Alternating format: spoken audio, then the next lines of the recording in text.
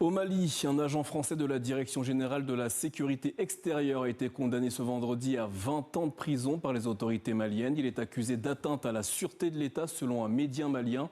Tentons d'y voir plus clair avec Serge Daniel, notre correspondant dans la région. Bonsoir Serge. Serge, tout d'abord, qui est exactement cet agent de la DGSE et dans quel contexte a-t-il été arrêté à Bamako en août dernier ?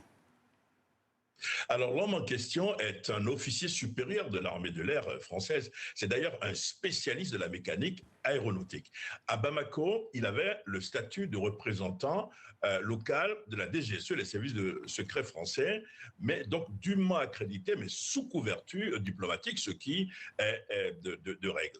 Alors, août 2025, il circulait à Bamako, Bamako intramuros, lorsqu'il a été arrêté par des hommes cagoulés, armés. Et quelques jours après, on a vu sa photo à la télévision nationale où un communiqué disait qu'il avait voulu porter atteinte à la souveraineté du Mali, atteinte à la sûreté de l'État, qu'il a voulu déstabiliser les institutions de la République. Et au même moment, on a annoncé, dans la même affaire, l'arrestation d'officiers, de plusieurs officiers, dont 2 généraux, d'officiers maliens, des militaires maliens.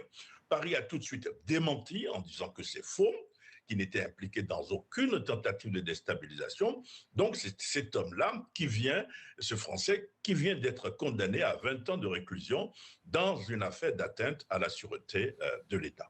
Serge, cette affaire intervient dans un contexte de relations déjà extrêmement tendues entre la France et le Mali. Est-ce que cette condamnation risque d'accentuer les tensions diplomatiques entre les deux pays ?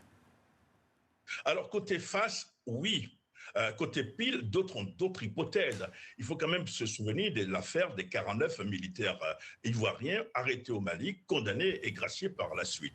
Dans le cas précis, vous avez quand même plusieurs personnes qui ont été arrêtées. C'est le français, le ressortissant français seul qui a été jugé, les autres pas encore. Est-ce que cela veut dire qu'on veut précipiter un processus de grâce? Ça, c'est une question que je pose.